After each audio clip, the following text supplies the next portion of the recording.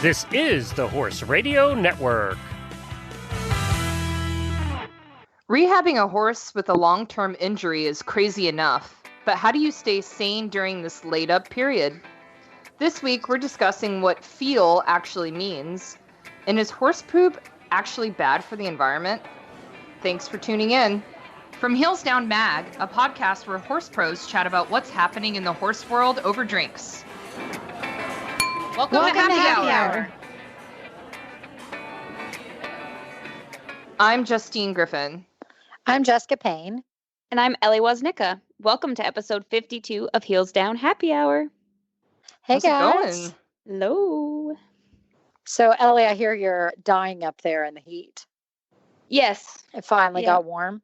Yeah, well, it's just, I live on a mountain, right? So there's usually always a breeze, but today it's just so humid. So it's like I'm swimming, but I'm in the air. It's not good. For all the listeners that can't remember, but we always laugh because Justine and I are always baking and love it. And Ellie's the one that is comfortable at like 50 degrees. Yes, 50 would be so good right now. Matt got mad at me because he's like, you can't have the air conditioner on that long. I'm like, watch me. Yeah, I would have it on all day. So are you riding like super early, like Jess does now, to beat the heat? So I try to, but I'm also not a morning person. So, and I work at an humane society from like 9 to like 1 or something. So I like try to ride 1 in the morning and then like the rest at night. So we'll see. I do rotations. So I'm like, if you don't get ridden for a week, it's fine. We'll just keep rotating you in. Yeah, exactly. I'm like, all right, next week you'll be first on the list. Awesome. Well, this episode is brought to you by Flare Strips. And you guys know that we're avid users. And I kind of wanted to ask, have you used it, Ellie? Have you gotten into using them? You've got to get into them because especially like with the heat and everything else, like it just really helps them breathe. Like our big horses, like they're developed by veterinarians and we use them, you know, when their horses are galloping, but you can use them like every day. And so it's something that is pretty awesome that like it basically has a spring-like action that supports the soft tissue over the nasal passages and reduces the airway resistance. So it improves the airflow. So you guys need to check it out. Go to flarestrips.com. And this week, Erica from our Facebook group, I love our Facebook group, Heels Down Happy Hour Lounge. Please join if you haven't. We have some awesome cocktails and everybody leaves us fun like mailbag and different ideas to talk about. So you guys should check it out. So Erica in the Facebook brought us the Scoffla cocktail and it sounds awesome because it's got bourbon in it. And I do love a good bourbon. So it's 2 ounces of bourbon, or you can use rye whiskey, 1 ounce of dry vermouth, 1/4 of an ounce of fresh lemon juice, 1/2 an ounce of grenadine, and 2 dashes of orange bitters. And this is like kind of seems like an old fashioned, but has a bit of a different kind of twist to it. And I think it sounds awesome. But basically, you just put all the ingredients in a shaker and serve it over ice. Sounds awesome. The grenadine is what got me, like the bourbon with the grenadine. Yeah. Well, and the lemon juice, like that, it sounds so good. Yeah, I could go for that right now. Absolutely. Right? Maybe with extra ice. Day. Yeah. Extra ice. No, just a couple cubes of ice for me. So that's perfect. Well, now into news. Ellie, you kind of have something interesting. Tell us about yours. So have you guys ever heard of the World Horse Welfare Initiative? I haven't. Okay, well, I'll give you guys a little background. Horses, mules, and donkeys are still an essential mode of transportation for people in Haiti. I mean, it's how farmers get their crops to market, how kids get to school. Like, they're really a lifeline for rural Haitian communities. So this initiative is working with Four Legs, which is the name of a Haitian animal charity foundation, translated to English because I would totally butcher the French pronunciation. But anyway, the project is to provide rural communities in Haiti with proper training to take care of their working horses. So they're working with like 10 towns, and they'll learn everything from basic horse care and veterinary treatments to saddle fit. So their goal is to not only help owners in improving the health of their working horses, but also to open up opportunities to earn income to local people. So they, want people to be interested in becoming veterinary agents, saddlers, and saddle pad makers, which will help, one of the poorest countries in the world. So what is really cool is that the UK government is matching every donation made to the initiative until September 17th. So they're hoping that they can double their impact. Wow.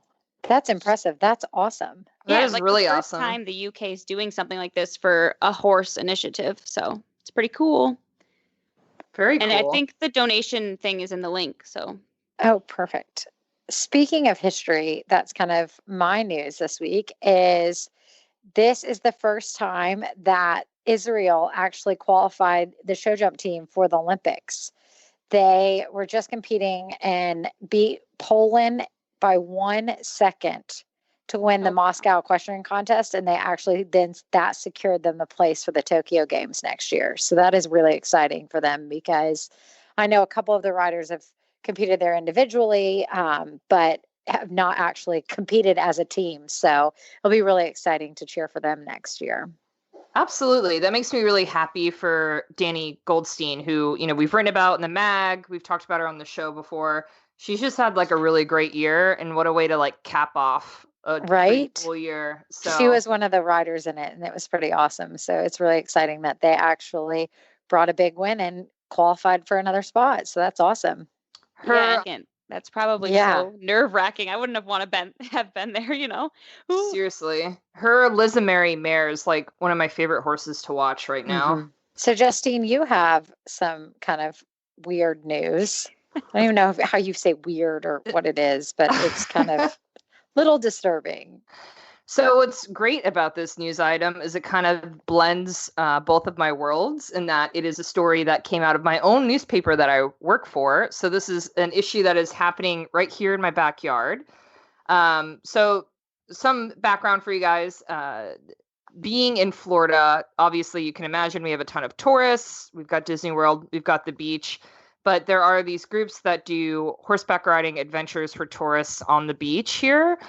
And so I see them on my commute to the barn all the time. I drive my truck over this big bridge to get to the barn, which I actually have to drive over the Gulf. And it's a really pretty drive.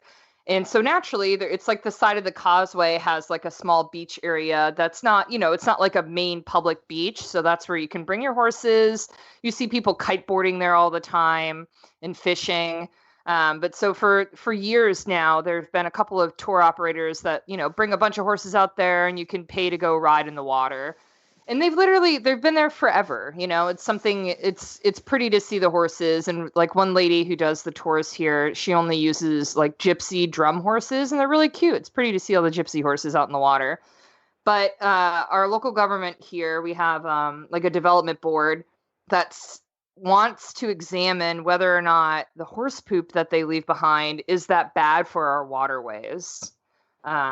Which, at first when I read the story, I was like, come on, we've got all kinds of other big environmental issues that probably are more polluting to our waterways than horse poop, but they've got a point here. So, people families are there kayaking, fishing, just hanging out by the water.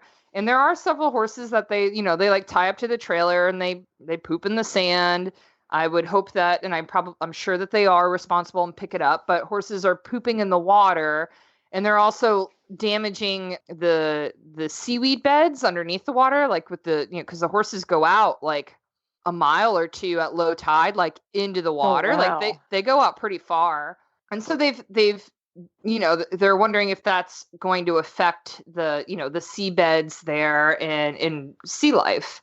So there's no set answer yet, but our local government is taking this up as, a possible environmental problem, and they could ban horses from being on the beach there, which is, as I'm sure you can imagine, causing an uproar among horse people, because there are plenty of people like me, who just have their own private horses, and in the summertime, they go there, they trailer their horses out there to be by the water. So it would be a bummer, of course, if they decide that horses shouldn't be there. But I could see how horses could have a slight impact on the marine life.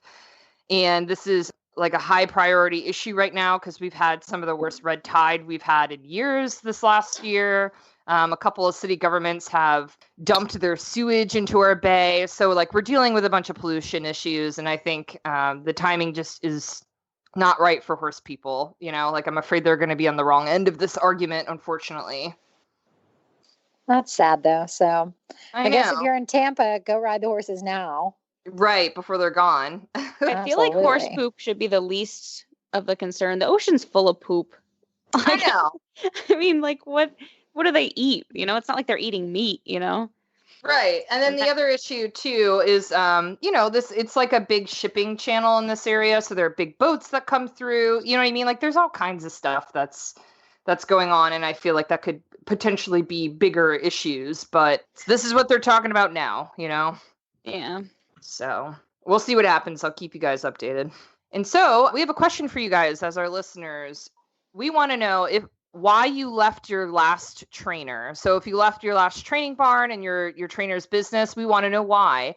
We put out a survey for the Heels Down Brief a couple of days ago, and you can take that survey still by going to heelsdownmedia.com/survey why I left my trainer. We will link that in our show notes so you can find it. But we're having a really wonderful time surveying all of our loyal readers and listeners and reading your stories. And if you take the survey, you could see your answer published in the Heels Down Brief. So if you feel I want to say real quickly for everybody, it doesn't have to be your last trainer. So please take the survey because it could be why you left any of your past trainers. Exactly. So we just want to know different reasons why people leave. So if you have like a funny story or you have like, whatever, a terrible reason or whatever, write about it. We are dying to hear.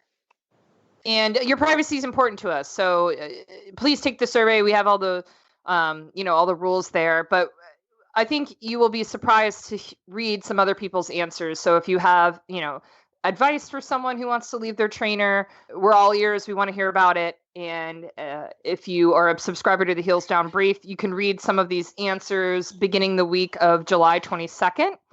And if you're not a subscriber to the Heels Down Brief, our email newsletter, you can sign up by going to bit.ly/HD brief. So Justine, you got a new saddle recently, and it's an Australian company, but now they're just coming over into the States. So I'm excited to hear it. It's called Arena Saddle. Tell us about it and tell us a little bit about like what you liked about it. Yeah, I'm really excited. Obviously, anytime you get a new saddle, it's pretty exciting, right? And when I got my thoroughbred, 2 years ago, it's amazing how much his body has changed in just 2 years, just from, dealing with illness, but then also becoming fit. And, it could just be so hard to find the right saddle fit.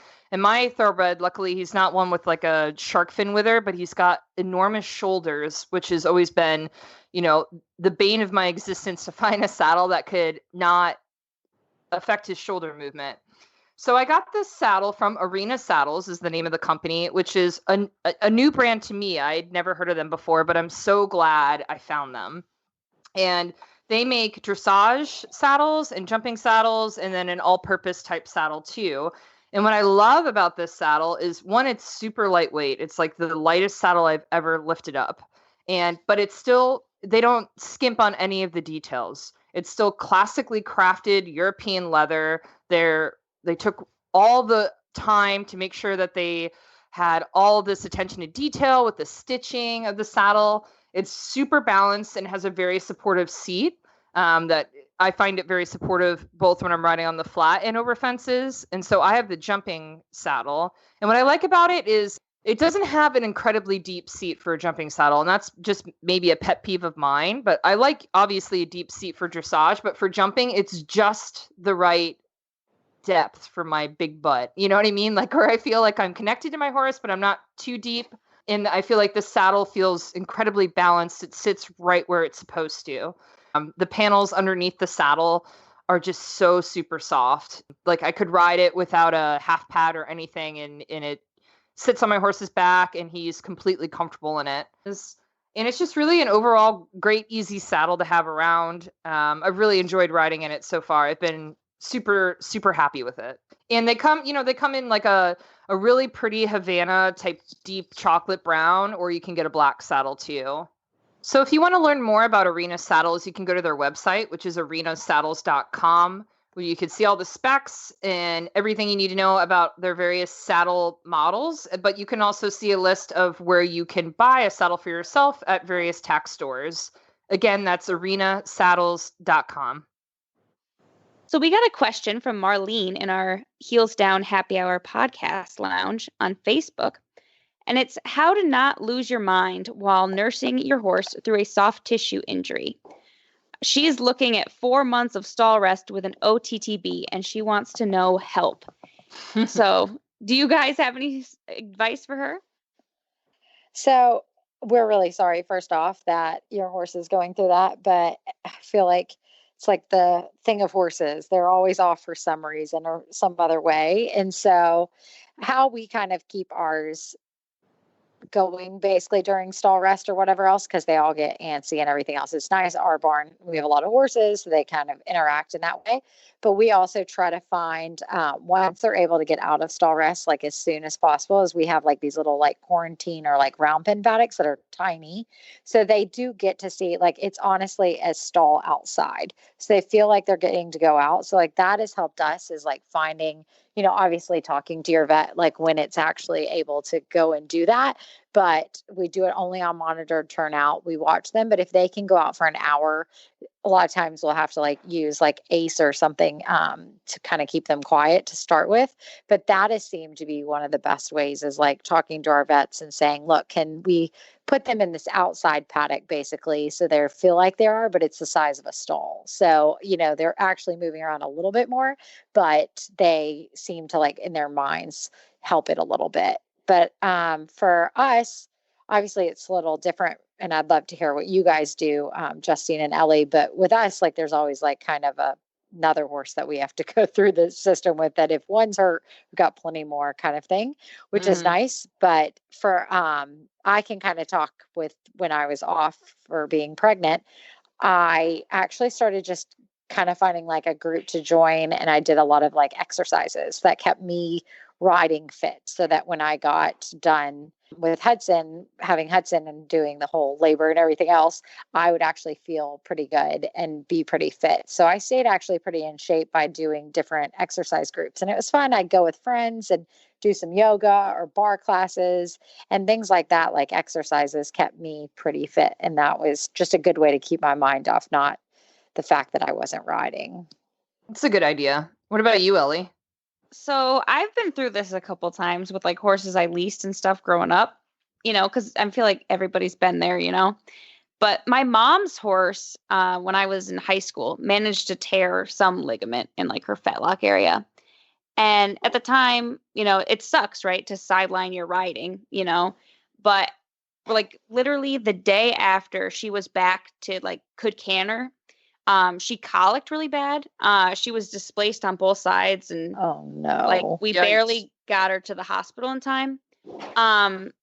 So luckily, I mean, she made it through surgery, and but obviously her rehab was then back to ground zero, and now it had a whole nother level of complexity to it, with the healing on the inside and her stitches and God knows.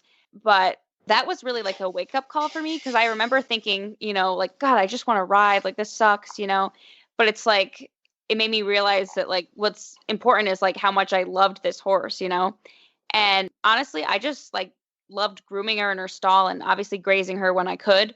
But I think that, rehab time is like a great time to learn like just like horse skills, right? So you're learning the bandaging, obviously, but like also I practiced, braiding and like learning about horse massage, because I was like, well, my horse can't leave the stall, and she's bored and I'm bored. So I just like practiced kind of those things on her. And I think like our partnership after she came back from that was better than it ever was, just from like the quality time that like we spent together. That sounds like really cheesy, but No, I mean, that's my advice too, Ellie. I feel like sometimes it's easy to get wrapped up, and when you're going to the barn, especially if you're busy and you feel like you're lucky just to get out to the barn a couple days a week, that we just ride, right? We just ride every time we're there. So I think this is a good horsemanship opportunity to do other things with your horse, get to know them better, learn more about their quirks, whatever you can do that's, not going to put stress on their actual rehab. But for me, I become like an anxious, nervous, crazy person. And then I go down the Google hole of trying to read every little thing about what I could be doing better to make my horse better, faster. So my advice to you is do not do that. Oh, the Google hole. And just trust your vet, trust your people at your barn that are helping you keep an eye on your horse, and try to find other things to do. So honestly, I think my husband would love it if Mikey had a 3-month rehab break, because we'd probably go and do more stuff, like plan more trips. You know what I mean? Things that would keep my mind off of knowing that my horse was out with an injury.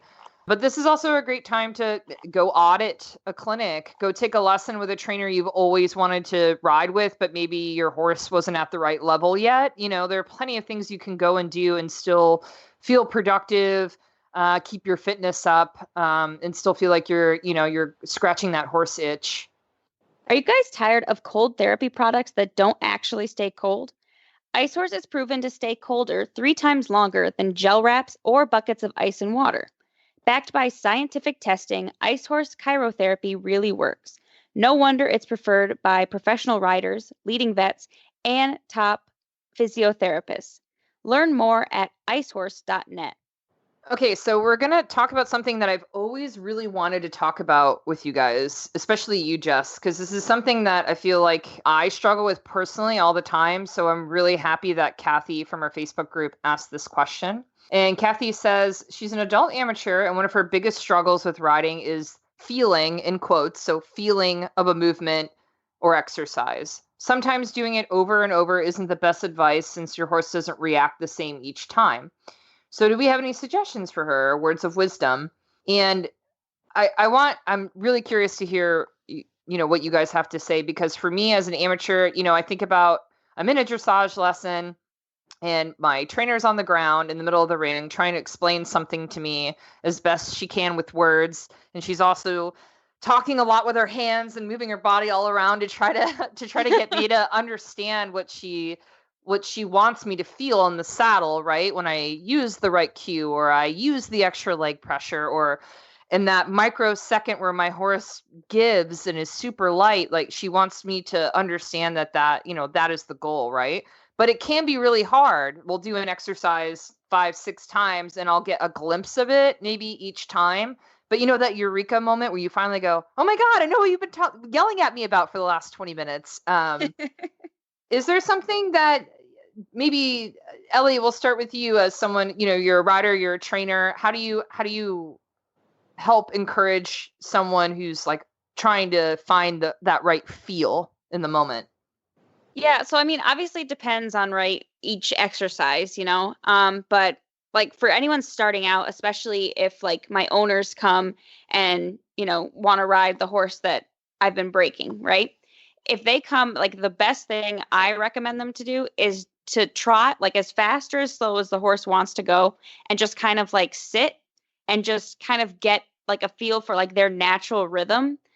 Because I feel like once you have that, you have a baseline. So if you can get them lighter than that, okay, then you know a difference. Does that make sense?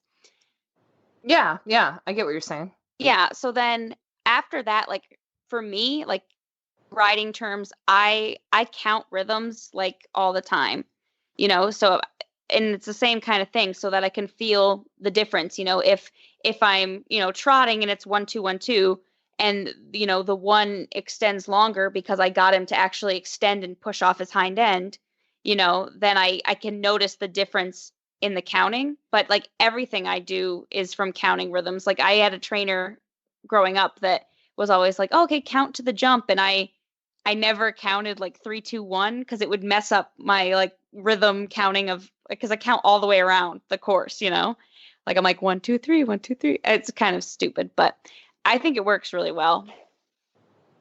What about you, Jess? As someone who's like, you're trying to explain something that, because some of it goes beyond just explaining how to do a movement, right? It's like understanding the give. Well, it's that feeling. It's that thing that everybody wants to go, and you can't teach feeling. They have to feel it. And that's the hardest thing to teach is feeling, because it's very, very hard, if not impossible, because you want to teach them on how to do it so then they feel it.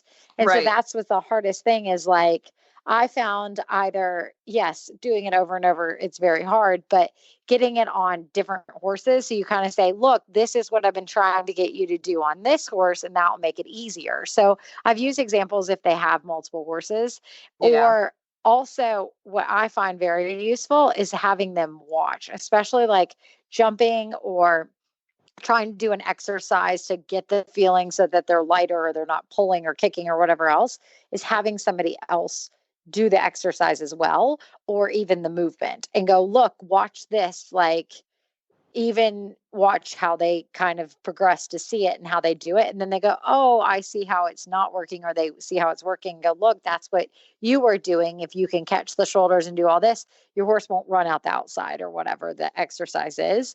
And so a lot of it is then you can see and also then feel it. So that has been a helpful thing, is like to kind of do it in sort of groups, if that makes sense, so they can kind of see it with their peers. And then also, I mean, because feeling is so hard, is just getting them to go, okay, if I hop on, and then they can kind of see it in their own horse. So if I hop on the horse or whatever, and then they can hopefully go, okay, look, this is helpful. So then they go, oh, this is what it's supposed to feel like. So then sometimes if you fix the horse really quickly, then they can hop on and then feel it on that particular horse. That was going to be my question for you, is do you get on and demonstrate it for them? Because I find that helpful, but I know some people aren't into that.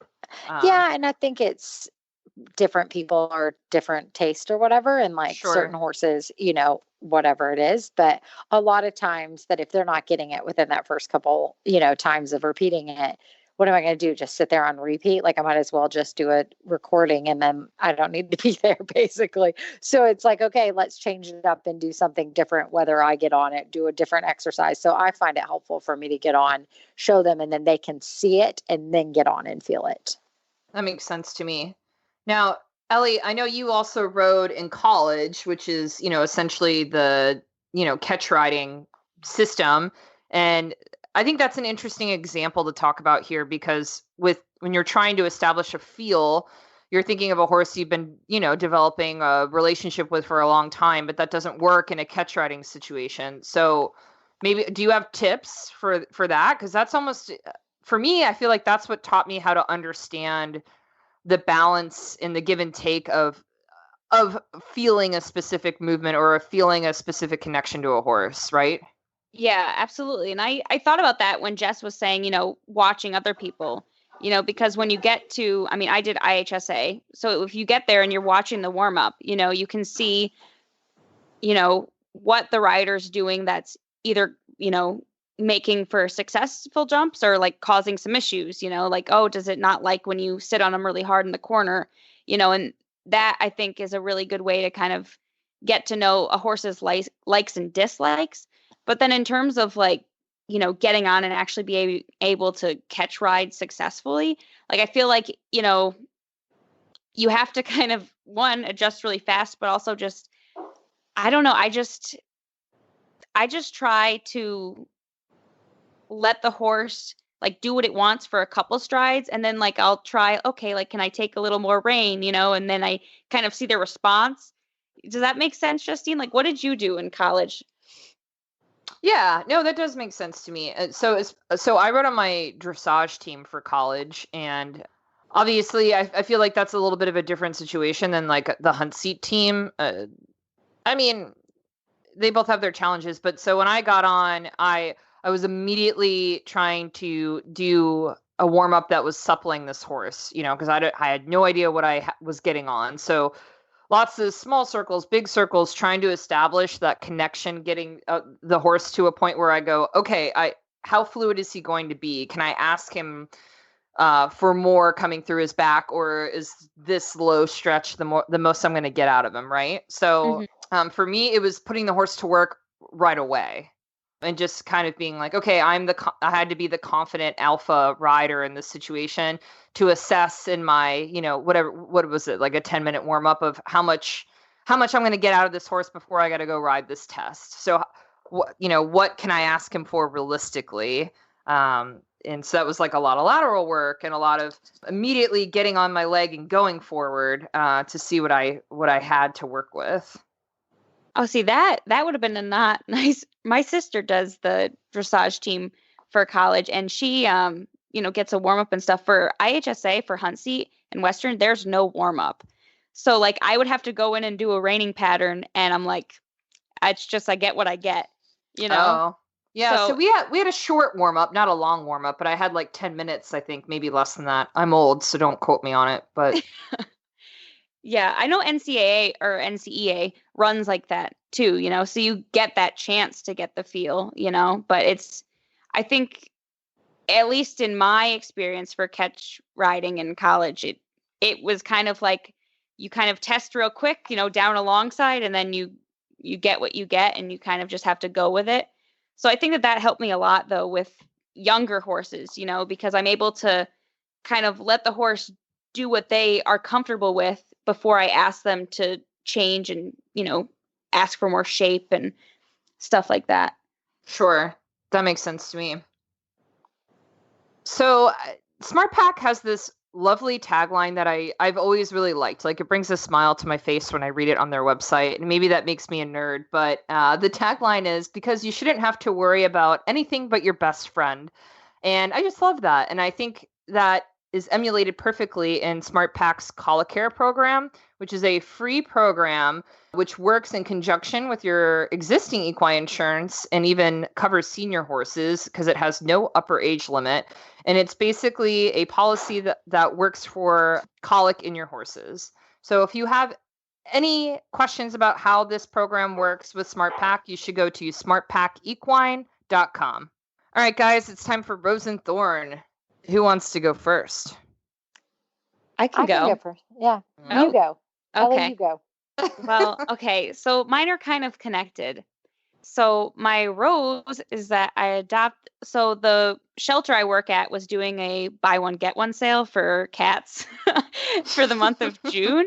And I'm not a big cat person, but like barn cats, like I love, just having cats around the barn and not having to worry about mice. So I adopted 2 barn kittens. Yeah. And I don't know if you guys have watched the X-Files, but Matt and I are total nerds. So we named them Scully and Mulder. They're brother and sister. Gosh. I love that. Yeah. So they're really cute and they're full of energy. And, right now they're still really small. So they're confined to the barn, because I've got a lot of predators. So not until they're bigger can they, roam. But they're super cute and they're definitely my rose. But my thorn is related because Matt was not thrilled when I brought them home. And he has told me that there are no more animals allowed. But I said, maybe if I get like a really good deal. And he was like, you can always make anything into a deal. You'll see a horse for, oh, this horse is worth $1 million and say, I can get it for 500,000. That's a great deal. So he's kind of mad at me, but whatever. They don't live in the house, so he can't be too mad. So. Yeah, and they're going to be helpful around the barn. That's what I told him. I said, these were an investment and it was a BOGO sale. Like, okay, if there's buy one, get one, you have to do it. It's like pay less.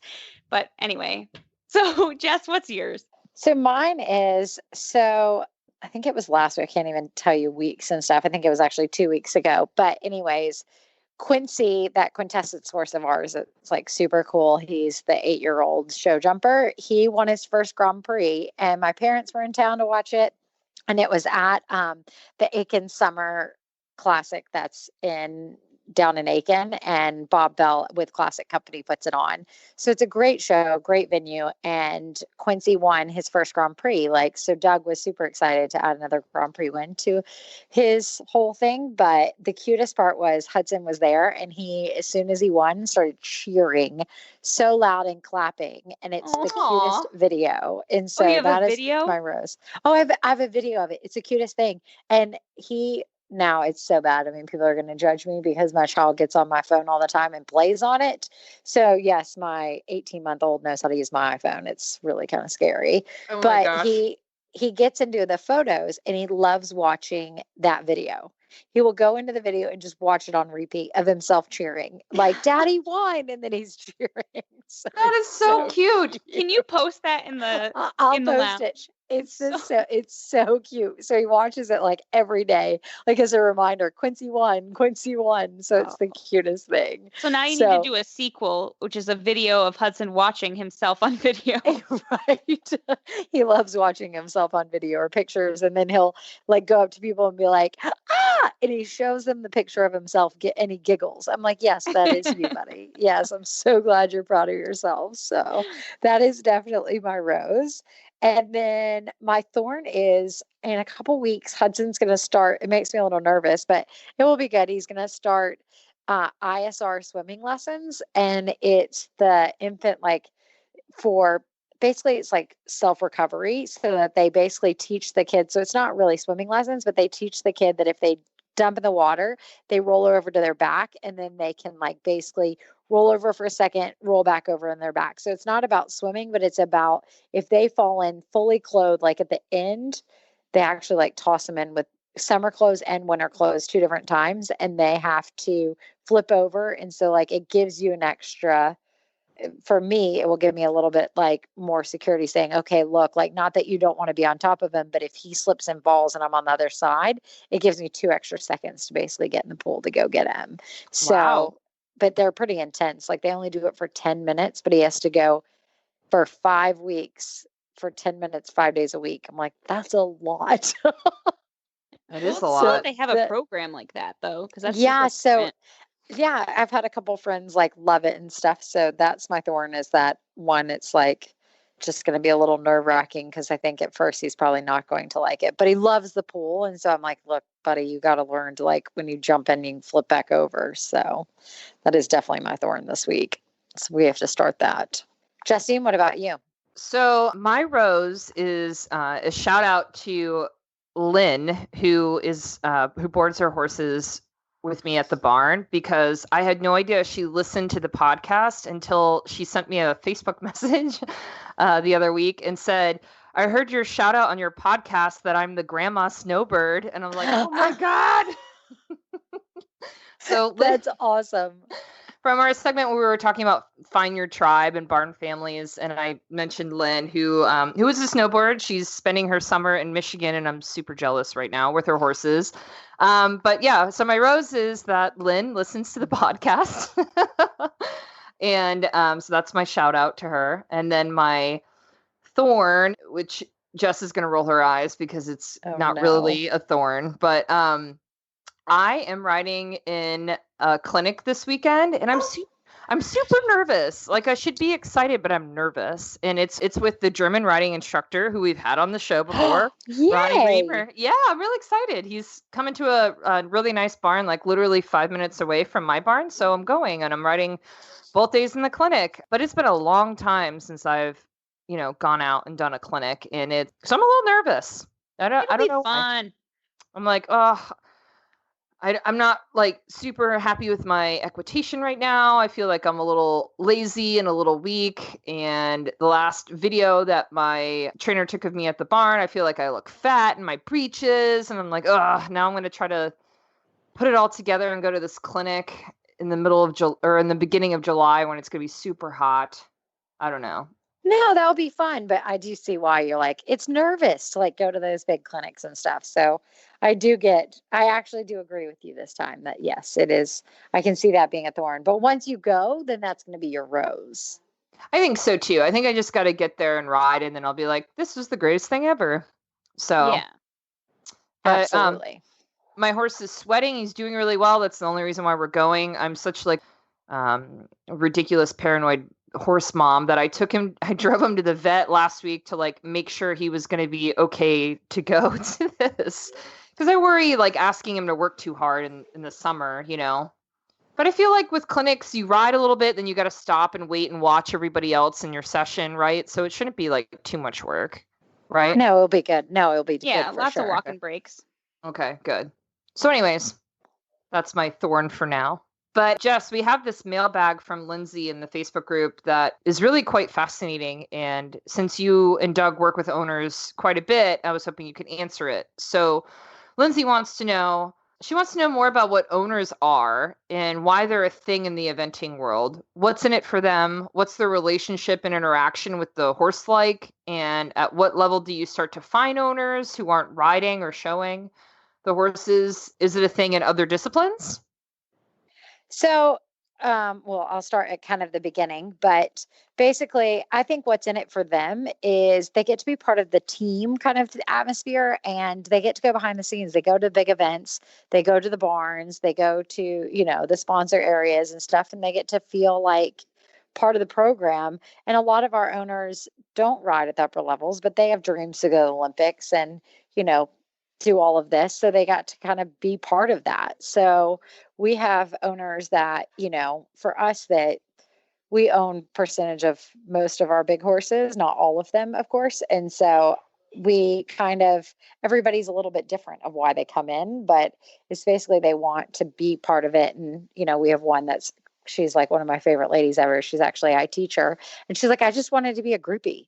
Like, and now I have a Aw. legit excuse. And she's like, I want to go everywhere. So she, we have owners that come with us, even to help cheer on other horses that aren't theirs. Like we had, Catherine who came to Europe last year with the Getaway and she doesn't own that one. So stuff like that is kind of fun. So they kind of become part of this group and they all get along and they love it. So that's part of it, why they kind of want to. And then when do we really start finding owners? So we try to buy a baby a year, like a weanling a year. And then when they're and we buy them that are more jumper bred. So they can do but they have enough thoroughbred blood. So they can do either discipline. And then when they're about 5 or 6, we kind of have a gut feeling what discipline they're going to kind of go for. Are they going to be a better jumper? They're going to be a better venter. And that's kind of because some of our owners don't really want to own jumpers and vice versa. So that's kind of when we go, okay, look, let's do that and see who would want to be a good fit for this horse to what he's going to do. Because for us, the term, we want to keep these horses till they're going to be either Olympic horses or big time Grand Prix horses, or them if they're not going to be, or something changes, then we sell them. So it's kind of that sort of situation for us. So what about other disciplines? So obviously you guys have owners, you ride in multiple disciplines, but do you see just as many ownership situations like in the show jumping arena as you do in dressage or? I think it's different. I think the eventing has a lot of syndications and everything, and that's where you don't see that. And I know other disciplines have different owners and stuff like that, but like mainly I see in the show jumping is there's one owner for the horse or whatever, or we're part owners in it. But I think you see a lot of those syndications and everything more in eventing. But I could be wrong. Like in the Western world, Ellie, is that kind of a thing for you guys? Like, do you have one owner, multiple owners? What do you guys kind of do? Yeah, so the upper level like reining horses that I know of are kind of like racehorse situations where the owner and the rider are completely separate. Like they bought the horse, but then they found, a big name to ride it, basically. I don't know if later on, if they work out some kind of like percentage like you guys are talking about, but mostly it's separate. And that, owner has dreams of breeding the horse or, and wants to do what's, going to make the horse successful. Gotcha. Yeah. Yeah. For us, it's a bit different because we buy them as the babies and then find the owners, or we have owners that, the horse comes to us for various reasons. And then, Van Diver came as maybe he was going to be sold, maybe he was going to be this. And, we kind of found something in him and he had done the level, but, that was one of the things they were like, maybe we sell him as a show jumper. And we said, hey, why don't we kind of figure out something situation wise? And they said, absolutely. And obviously everybody's thrilled that we did that between all of us. And so, and the Quincy horse came to be sold. And then one of our owners that she's owned in the past horses for us and had sent us a bunch of her breeding horses she's bred. They bought Quincy as a 4-year-old, 5-year-old. He was almost 5. And then he was an event horse and then turned out to be obviously an amazing Grand Prix show jumper. So how much does it cost to buy, like in that situation? And like what percentage do you guys own versus you have the owners own? So it's I mean, anything under the books, like you can think about, like we own 5% to 25% to 50% to 100% is kind of all over the map, where we don't mind kind of talking about things going, okay, look, like what works for you? We'll figure out a way. We're up for kind of different things. So for us, every situation's different. And we basically, we can only like numbers wise own a certain amount of horses before like we're in the wrong numbers basically. So we kind of keep it in that. And that's where like once they're 5 or 6 years old, we go, okay, look, financially we need to sell this horse, or if we think, at the time we're capable money wise to own part of it, then that's when we kind of go for an owner. So that's why a lot of times, like, I'm selling one of my young horses. It's not because we don't think he's super and nice. It's because if we own another part of a horse, like, that's taking up a stall that really needs to be in a training horse so that we can keep and afford doing this kind of situation, because it's expensive. Like, you ask about costs, like, will basically depends on what percentage they buy at, right? So there'll be anything. I mean, right now we've been looking for clients that for preliminary horses, I had people calling being like, okay, well, we've got like 65 to 85 for a young rider. They want like a now 3-star horse. And I'm like, we have been looking for those and they're all priced over 100, which is ridiculous. Like the numbers in eventing. I mean, obviously, yes, there's the outliers where you can find them and everything else, but we're, kind of, unless you're going overseas and importing them, which is still expensive over there, the numbers are going up in eventing. And so, I mean, it's good and bad, right? Like it's got its pros and cons to it, but it is very expensive for the horses. And then cost of it a year to run an upper level horses between, for us, what the expenses are is between like $50,000 to $60,000 a year for the horse. Okay. So then you break up what percentage you basically own. Interesting. Yeah. So it's a lot. I mean, these horses are expensive, and that's why we're like, okay, well, we can own a part of them, but we're so thankful to have the owners that we have because they're so supportive, and we couldn't do it without them, honestly. So if you guys have a question you want us to answer on the show, you can send us an email at hello@heelsdownmedia.com, or you're always welcome to post in our Facebook group, which is the Heels Down Happy Hour Podcast Lounge on Facebook. And if you want to hear more from us, please subscribe to the Heels Down Brief by going to bit.ly/hdbrief. And please leave us a review if you love our show, anywhere you listen to our show. So iTunes, Stitcher, Google Play, wherever you listen, we always appreciate a review. And we just want to say thank you to our partners this week, which are Flare Strips, Arena Saddles, Ice Horse, and Smart Pack. All right, guys. Cheers. Cheers. Cheers.